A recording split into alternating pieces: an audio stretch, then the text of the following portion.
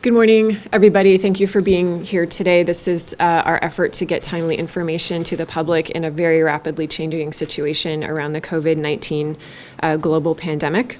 I'll start with a brief situation update and then get into specifics that I think people will be interested in. Multnomah County now has 2 confirmed cases as of this morning. Sadly, one of those resulted in death. That was announced on March 14th. The state continues to identify cases of COVID-19, and I'm asked why so few cases in Multnomah County. It's very hard to speculate about disease transmission and progression of outbreaks, but I can say that in general, counties that identify cases have so far been able to do contact investigation, which leads them to find close contacts of cases that may also have symptoms. That leads to additional testing and additional case confirmation. So we do know that close and prolonged contact is behind some of the spread that we're at least seeing in our numbers. I want to say that the testing situation is a frustration for all of us. It is certainly a frustration in healthcare. It's a frustration for those of us in public health. That is our tool for understanding disease location and transmission. So I just want to be very clear that there is no withholding of supplies or testing capability. We are doing the best we can. We expect more capacity on the horizon, but unfortunately, given the global supply chains that are our reality, we are having a difficult time getting both testing supplies at the clinic level and also the testing supplies at the lab level. I'm getting asked if we've tapped into federal reserves around supplies, and the answer is yes. That is a state request, and I can assure you that a lot of people are looking high and low for solution to the testing supply question. The other supply issue that we're facing fairly imminently is a shortage of disposable personal protective equipment. That includes eye protection, gloves, gowns, and masks. We anticipate that the way that we're using them now at our current what we call burn rate, that supplies may be depleted in approximately 2 weeks. We don't know when those supplies will be replenished. Again, this is part of being beholden to a global supply chain. I can assure you that people are literally working on this question right now, looking for both strategies to preserve and other creative solutions to protect our frontline workers. I want to touch on the health system coordination that's happening in the Portland metro area. We have opened communication channels with our healthcare system partners at many levels. We often do that routinely during influenza season. Many of those communication channels were quickly repurposed for COVID-19 response, both problem solving, alignment, and situational awareness. So those are the efforts that are now accelerating and that the governor is drawing on for her task force that she announced yesterday. Again, as you heard yesterday, the current modeling suggests a surge in COVID-19 patients in the next 1 to 2 weeks. But of course, that all depends on what we do individually and collectively around staying away from others and slowing the spread of this virus. I'll touch on testing prioritization as part of healthcare system coordination. Right now, we are looking to prioritize testing and to sorting patients needing hospital level care into COVID-19 positive versus COVID-19 negative. This is a strategy to protect our frontline healthcare workers, preserve PPE. It also means that you may see less testing in the community until supplies and personal protective equipment come back online, which means less ability for public health to be notifying individuals and their contacts directly about an exposure. So again, we come back to please stay home if you are sick. If you don't need to, if you wouldn't otherwise get medical care, now is not the time to seek it, especially if you have a cough illness. So again, if you have mild symptoms and wouldn't otherwise seek care, please stay home. We are supporting testing of symptomatic people who are at high risk for spreading based on where they live. That includes long-term care facility residents, people using our shelter system, or anyone in a correction setting. We also still support testing of symptomatic patients who are at risk for complications because of their age or underlying medical conditions, again, understanding that there are limitations. So we're asking healthcare providers generally to increase telephone and virtual health visits for all patients who don't need an in-person, hands-on visit with a healthcare provider. We've asked our healthcare partners to cancel non-essential medical and dental appointments that require any type of personal protective equipment. You, as the public, can continue your efforts around staying away from other people and limiting your contact with others, most importantly, if you have any kind of illness, including mild symptoms. Again, only seeking essential health care. And just as a reminder, if you may not be worried about yourself or others for COVID-19, but as the COVID-19 surge comes, people still need to deliver babies safely. People still have heart attacks. People still have strokes. We need that care to be available to those who need it without putting them at risk of acquiring COVID-19 in our healthcare system. So we're working really hard on the health system coordination and expansion piece. I have a few more points. I also want to acknowledge the real downstream effects also on lives from the distancing measures that our elected officials and leaders have announced. I can assure you that we've looked at all sides of this question, understanding that that other lives are directly affected in a very serious way. And you're going to hear more from the county chair and Mailer Wheeler on that momentarily. But I hope you'll believe that, again, we have not taken those decisions lightly, and we are not ignoring the downsides for people who are going to be most directly affected. I understand the fear that people have. I share it. I would ask that we resist finger pointing and second guessing.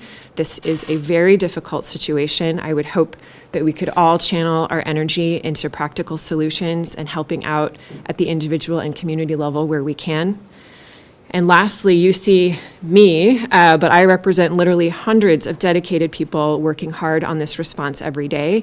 We are focusing on today's work, and we are doing our best to anticipate what is coming in the next days and weeks. Thank you. Thank you.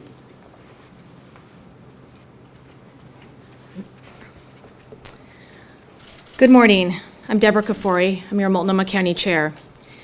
COVID-19 continues to pose the greatest challenge to public health and to our systems of care that most of us have ever seen. And ultimately, our ability to limit the impact of this virus will come down to individual behavior, clear guidance, and decisive collective action. Many of us are able to self-quarantine. We're able to maintain social distancing, and we can access the hygiene products that we need to stay healthy. But when someone loses their home, those things become close to impossible, putting them and our community at greater risk. This is why I am taking action today to place a moratorium on rental evictions in Multnomah County. We've already seen the pandemic significantly impact businesses and wages. Yes, everyone should pay their rent on time, but for people who are losing their wages due to COVID-19 and find themselves unable to pay rent, we want you to be able to stay in your home. We are partnering with the state courts and the sheriff's office to make changes that will keep people housed during this emergency. And when this emergency ends, people will have 6 months to pay back what they owe. Nobody at risk of homelessness should be removed from their home during this crisis or because of this crisis. But what if you're experiencing homelessness right now? What if you don't have a place where you can self-quarantine? What happens when the libraries close, the cafes aren't open, and public spaces are no longer available? This is why we have never wavered in our commitment to do as much as we can to protect the thousands of people in our community who are sleeping on the streets and in our shelters every night. These are people who simply don't have an option to close the front door and hope that the worst won't come. After sharing hygiene products and other supplies and taking some initial steps to space out in our shelters, I'm ready to announce another major step. In this coming week, working with our partners, we will begin opening hundreds of new beds of shelter, beds that will allow us to follow the current social distancing guidelines for shelters without cutting capacity and having to turn people away. We will use public buildings and other spaces made available because of the emergency at hand. Most of those beds will allow shelter residents to maintain social distancing guidelines, and the rest of those beds will help us shelter people with symptoms of COVID-19 in spaces where they can receive the recuperative care that they need. We are continuing to explore every avenue as we address our highest priorities to protect this community. Last week, we approved motel vouchers for some of the people in our shelters who are at the most risk. To make sure that nobody is turned away, I am taking action to ensure that motels and hotels are prohibited from refusing occupancy to anyone from our shelters whose stay we will pay for. In our joint office of homeless services with 14 different agencies, we have been reaching out to people who are living in camps or sleeping in their cars, offering supplies and something as simple as basic information about COVID-19. In the past 5 days, they've reached more than 1,700 people in every part of this county. Crisis exposes the character of a community, and people all across Multnomah County continue to show up to serve their community. During these extraordinary times, we will meet people where they need to be met. We will protect each other. In this county, we will not stop looking out for each other. Thank you. Thank you, Chair Kafoury, and thank you, Dr. Vines, as well. I know you've had a very busy couple of weeks, and I can't tell you how much I appreciate your service to this community and to this state. These are unprecedented times, and obviously we're just at the very beginning of this pandemic. And already many of us are feeling the impacts. And as Dr. Vines mentioned, many people are in fear, and we understand that. But here's the thing. Nobody in this community is alone. You're not alone. We're working hard to understand, to mitigate, and anticipate the impacts to our community.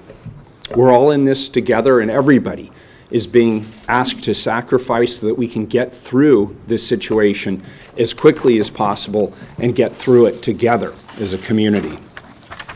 I'm here today representing the entire Portland City Council. Commissioners Fritz, Udaly, Hardesty, and I are working together as a unified team on behalf of our community, and the steps that we take, we're taking together. Extraordinary times require extraordinary action. Effective immediately, we, in alignment with the county, are enacting a moratorium on evictions in the city of Portland. I appreciate the partnerships that have been forged between Chair Kafoury, the Board of County Commissioners at Multnomah County, and the Portland City Council, who have collectively brought urgency and commitment to this important conversation.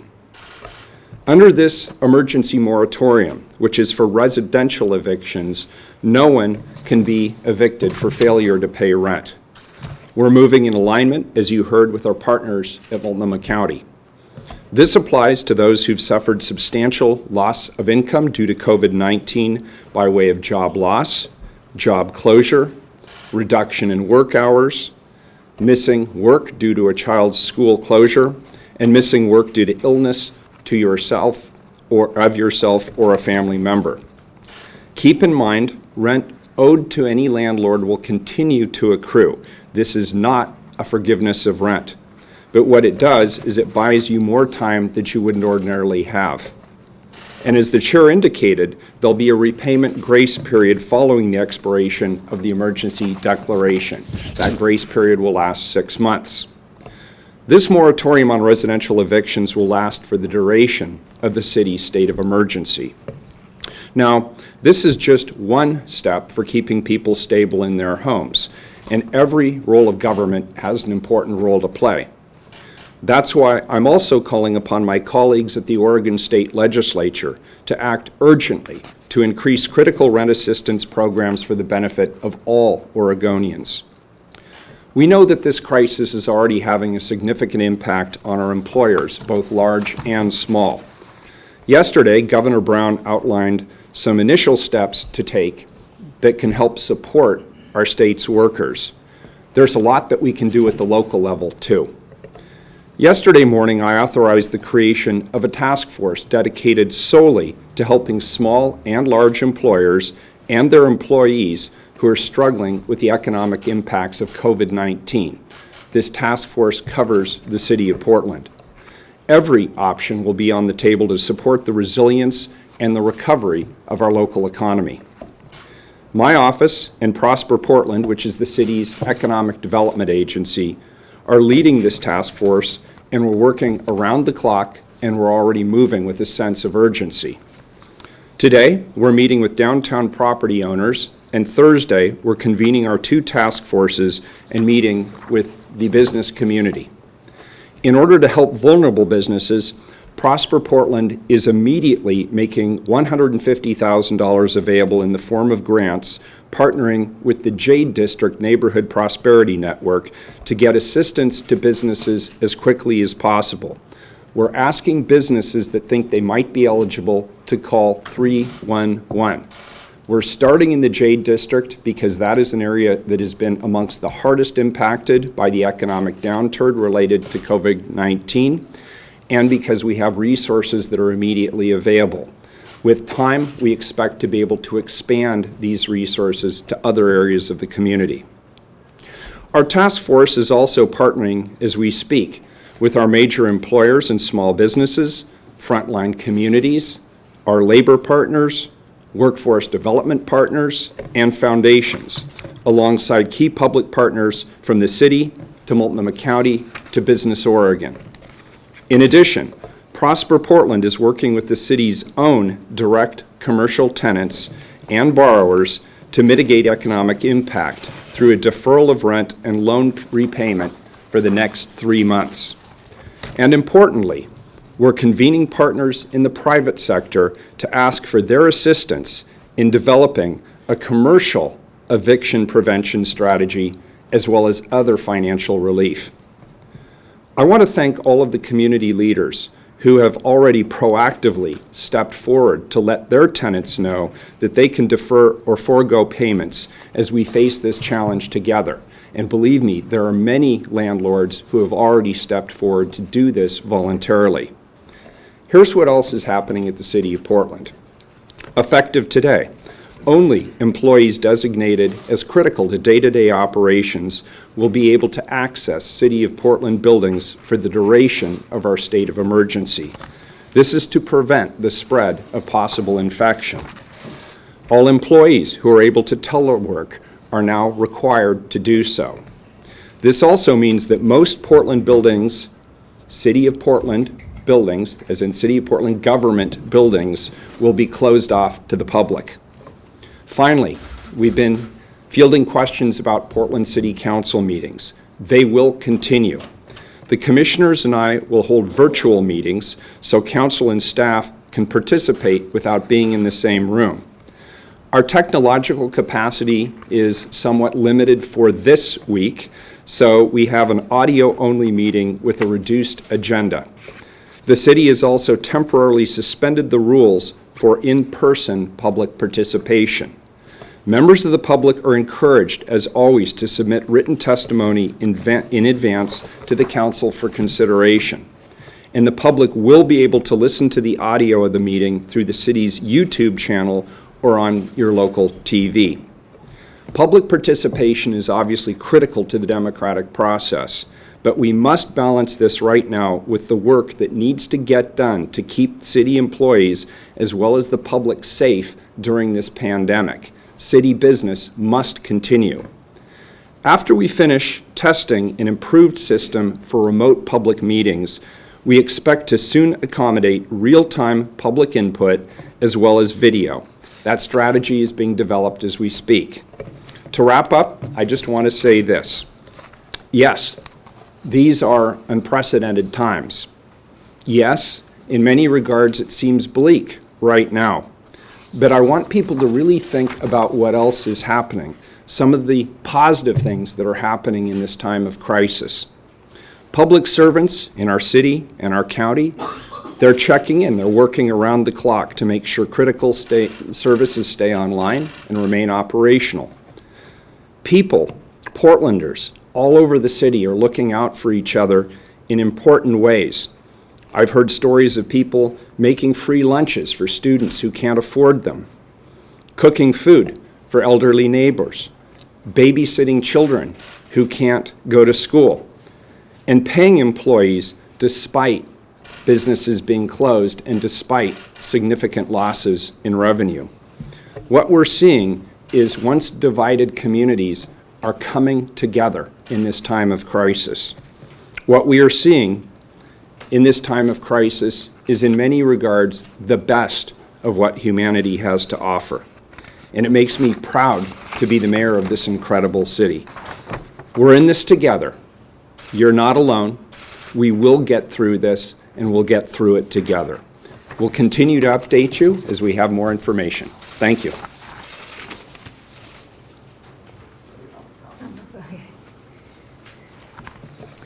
I'd also like to update the public about county operations. And please know that we are working as quickly as possible, and we'll have a website up today that outlines county services. Currently, all county library branches are closed. The student health centers at Jefferson High School and Cleveland High School are closed. And the Department of Assessment, Recording, and Taxation Customer Services, which is recording functions, marriage licenses, tax payments, passport services, and passport photos. Some of these services will be available online. This week, all of our primary care health centers and all of our dental clinics are open, but we are moving to consolidate our health services over the next week and plan to reduce dental services in an effort to focus staff resources and preserve supplies for crucial health needs. Student health centers at Centennial, David Douglas, Franklin, Madison, Marshall, Park Rose, and Roosevelt schools are open. In coordination with our school and community partners, we have coordinated food access sites for youth and families throughout the county. And we are working right now to ensure that there is access to other vital human services for our elders and those experiencing domestic violence.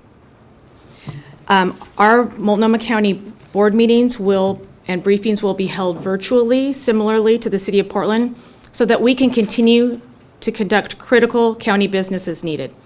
The public will have access to the meeting from their phones or computers.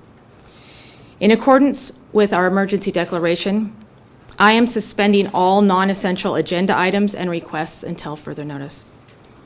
Public testimony will be accepted in written form on agenda items only and can be sent to our board clerk's office email address, which is boardclerk@multco.us.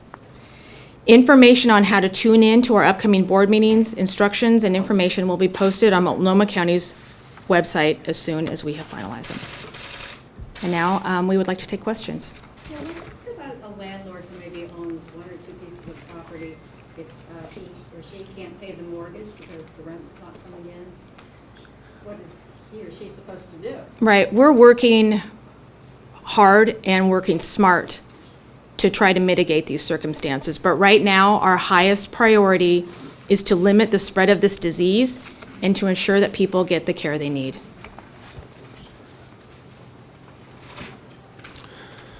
I'm meeting with some of our banking partners on Thursday, and just as we were asking building owners and landlords to make sacrifices, we're going to ask our local banking and credit union partners to make sacrifices as well.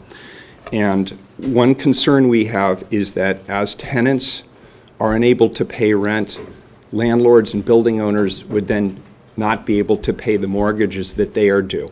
So we happen to know that the banks are sitting on substantial reserves. We know that we have local banking officials who are eager to help, and they've asked how they can help. And I will explicitly ask them how they can help give a little more coverage to landlords and building owners to help them get through what will obviously be a cash flow crisis. Another question, has anyone thought of using the Wapano jail for any of these services that you're talking about? Everything is on the table in a time of crisis. There are many offers that are coming to the city and to the county. We're gratefully accepting all of those offers of assistance, and we will weigh those through the Joint Office of Homeless Services if it's related to homelessness, and if it's related to public health, we'll rely on our public health authorities and medical experts. Hi, thank you. You're not eviction moratorium is not enough. The 19,000 and counting the undersigners of this petition demand a rent freeze during the state of emergency caused by COVID-19. The loss of work that is forced us to face our dreadful overpriced healthcare system. The loss of work and these extra expenses will only add up during the pandemic. The eviction moratorium that allows evictions to continue based on rent unpaid during the pandemic is of no use to the people of Portland. The people of Portland, the United States, and the world are bracing against the impact of COVID-19 on our lives. In the wake of a slowing economy and an attempt to responsibly contain the spread of the virus, landlords and mortgage holders need to respond to the pandemic in kind by bracing for change and not endangering the people by forcing them to work or by forcing them onto the street as soon as it looks like the virus is abating. Neither the virus nor the housing crisis will disappear at the end of the month, or in 3 months, or in 6 months. Freezing rent until the economy can safely recover is the only way to keep thousands more Portlanders off the streets. San Diego and the state of Texas are already considering similar measures. Local organizations supporting the measure include the International League of People Struggle, Migrante Portland, PCHIRP, All African People's Revolutionary Party, FRSO, and Red Rainbow PDX. An eviction moratorium is good in that it will keep people in their homes during the peak of the pandemic. But if they're thrown out right after, or 3 months, or 6 months after, they will still be in danger, and the economy of Portland will still limp along as it attempts to recover from the virus. Thank you. Flatten the curve! Freeze the rent! Flatten the curb! Freeze the rent! Flatten the curve, freeze the rent. You will not pay rent on April 1st. You will not have it. You will not be able to collect it. Thank you. If we can- 18,000 people in county signing it, you will not get the people to Thank you, sign it. thank you. This Can is we, not a council we open? session. No, it is not, but you need to Can be we- held to account. Thank you. Fine, Can we thank just you. let? You need to be held to account. There are Don't some- tell me to thank you. You need to No. go outside. And if you No, want I don't hold need to your do press anything. I should conference, just you come can to do you that. and cough on you. What are you going to do about that? Can we? Really? Can You we? can say that in front of the entire meeting. Yeah, You will yeah. not Can we? cough on Can that. we give the press a chance to ask will you do Dr. with the Vines L? questions? Let them And ask. Chair Kafoury, do you want to continue? We're going to continue. If there are any more questions in the. Mayor Wheeler, I have a quick question, a follow-up to the Yeah. No. mortgage situation. Oh, sorry, yes, go ahead. Sorry. No, go ahead. Genevieve K2. Can you please repeat the question so people Yes, can? Genevieve K2, quick follow-up to Yes. the mortgage questionnaire. Are you saying that people who currently own homes and buildings, including businesses, they're relying on the private sector for help right now? There is no public help at this point? At the city level, we do not yet have a strategy in place. We're into this early. Everything is going to be on the table. That's part of the reason that I've called together this economic impact task force to hear ideas, hear strategies. I'm asking people to be creative. I'm asking people to think out of the box. But with regard to the specific question that was asked around mortgage payment, I'm going to ask our banking institutions, who are the holders of that debt, what they can do to help us get through this crisis. Do you think it's realistic that they will help? Look, unprecedented times require unprecedented leadership, and we're taking steps at the city and at the county level and at the state level. People in the private sector are already taking this crisis on the nose. Many of them are stepping forward to protect their employees, and they're working hard to protect their families. I believe this crisis will bring out the best in all of us, and I'm asking people to think broadly about strategies that can help us ride the wave of the economic impact that's being created by this public health Well, crisis. bring out the best in you I as need you capitalists. to let other people ask questions. You got your time at the No, mic. no, Yes, no. yes, yes. What about the Other questions? I'm sorry, So, yes, Pat. you mentioned putting homeless people or sick people in some of the public buildings. Do you have, what In a buildings in jail. particular, and what about Wapato? Put them in a jail. Well, we have, as you know, because we've closed many public buildings in downtown Portland and in our outlying county areas, that we have plenty of buildings available. We have staff right now who are out assessing which buildings will be most appropriate. And while I don't have an answer for you right now, we will have those beds open before the end of the week. Everton Bailey from the Oregonian. Hi. Hey. At this point, is there any thought to extending the state of emergency since the grace period starts afterwards and we're currently slated to end at the end of March? The question is about extending the state of emergency, and I know that Multnomah County is open to extending the state of emergency as long as necessary. We're taking these decisions on a day-to-day basis right now, but as I said, we're exploring all options, and I'll let the mayor answer.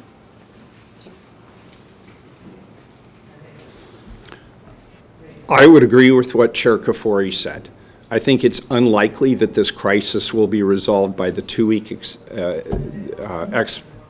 expiration of the emergency declaration that I signed, but we will have the option to extend it as long as we need to extend it. And as long as we are in this crisis situation, we shall do so. And just for clarification, yes, that 6-month grace period starts at the end of the state of emergency, correct? That is correct. Dr. Vines, I'm sorry I missed some of your earlier comments, but I saw in a release that there's a concern you're going to run out of protective equipment for the frontline workers in as little as 2 weeks. What are you going to do then? Mm-hmm. Thank you. So the question was this reality that personal protective equipment, including masks, gloves, gowns, and eye protection may be depleted within 2 weeks. I don't have an answer for you right now about what's going to happen in 2 weeks. I have people working literally as we're speaking about conservation measures that we can use and looking for creative solutions to prevent our frontline workers. If I could also just say, just a comment to some of the energy in the room here. When San Diego County had its huge hepatitis A outbreak, they called it a crisis within a crisis, right? So a communicable disease, it shines a spotlight on the fact that people are struggling with rent, the fact that we have people living in shelters, the fact that so many of our kids rely on schools to get their food. So again, we have multiple crises within crises, and I certainly understand that. I can say honestly that our elected officials understand that, and I am confident that we are doing what we can to mitigate these multiple intersecting crises. I'm getting complaints online about the lack of ASL translation. Dr. Vines, I have a question for you. How are the healthcare workers holding up? In other words, you're working day to day with them. What's happening with them? And when they look ahead, how are they making the decisions between their families' protections, their protections, and taking care of patients? So the question was how are frontline healthcare workers doing and how are they handling the day-to-day risks and stress of all this? I don't have my line does not extend as far as the front line, but I am interacting with health system partners at the infectious disease, infection prevention level, and the executive leadership level. I would say it's a mix. There is definitely fear. There's concern about the lack of personal protective equipment. Just like anything else, there are also people who are showing up to work, doing their job, and serving patients. So healthcare workers are people too, and again, it's one of our top priorities to get them the protection that they need and deserve. Question for Mayor Wheeler. With the $150,000 from Prosper Portland going specifically first to the Jade District, do you imagine that extending beyond the Jade District? And if so, is there a plan in place for more grant money for other areas of Portland? So we started working on the Jade District first. They felt the economic impact the most quickly in our city. As you know, there are many Asian and Pacific Islander restaurants and establishments in the Jade District.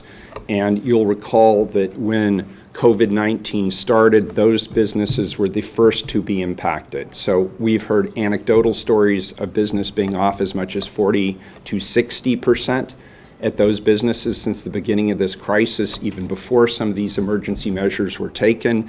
So we had already started working on a financing package and a grant package for the Jade District. But that will be a model, it will be a template for moving forward citywide.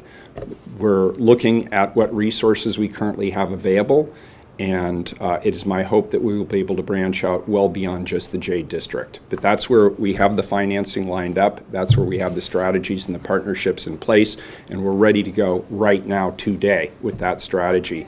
So we don't think it makes sense to delay and wait until we have the broader strategy. We have the resources now, we can make an impact in that particular area, so we're executing. There are small businesses telling us that they might shut down if this extends more than 30 days. Restaurants, bars, obviously forced to close down because of this. What about them if they're not in the J district? That's my concern, and that's why we are not merely relying on the good work that's being done at the state level. We think it's important for us to have a response at the local level, and so we're bringing together different institutions, different organizations, different representatives throughout the community to bring forward any idea or any strategy that could help us both withstand this crisis as well as recover as quickly as possible from it. Mayor, what does the moratorium mean for people being not evicted for non-payment of utilities and other non-safety? I'm sorry, we have some questions from the press first, and then we will take other questions. We have questions from the press. This is a question for Dr. Vines. Julia Silverman, the news editor of the Portland Monthly Magazine, asks, given the shortage of personal protective gear on hand, I am wondering if local hospitals will be relaxing their rules on donations of such items. So I think everybody heard the question. I don't have an answer at this point. I can say that we are looking for all kinds of creative solutions that balance the need for patient care, the absolute need to protect our frontline healthcare workers, and what we actually have on hand. Rebecca here with OPB. Can I ask how you think Portland's doing on social distancing and whether you guys would consider a shelter-in-place order like in the Bay Area? With regard to social distancing, my personal observation is that people are taking the social distancing recommendation seriously. As I just look out in the city of Portland, I'm seeing a lot of businesses have already gone to the takeout model prior to being asked or required, in this case, to do so. I've certainly noticed that people are not out and about in the way that they used to be. I'm not seeing a lot of people shake hands or do the kind of direct contact that they used to do. So I believe that the message is getting through around social distancing. I've never seen so many people washing their hands as frequently as they are, so I know that message is starting to get across. With some of the restrictions that the governor announced yesterday, I think that will further improve social distancing in our community. Then with regard to your second question about are we considering a shelter in place or other strategies, again, this is a crisis that is changing by the day. Strategies will change by the day. When it comes to which strategies we should implement related to public health, I am taking my guidance from public health officials and medical experts, and at this point they have not made that recommendation. But everything remains on the table as an option going forward.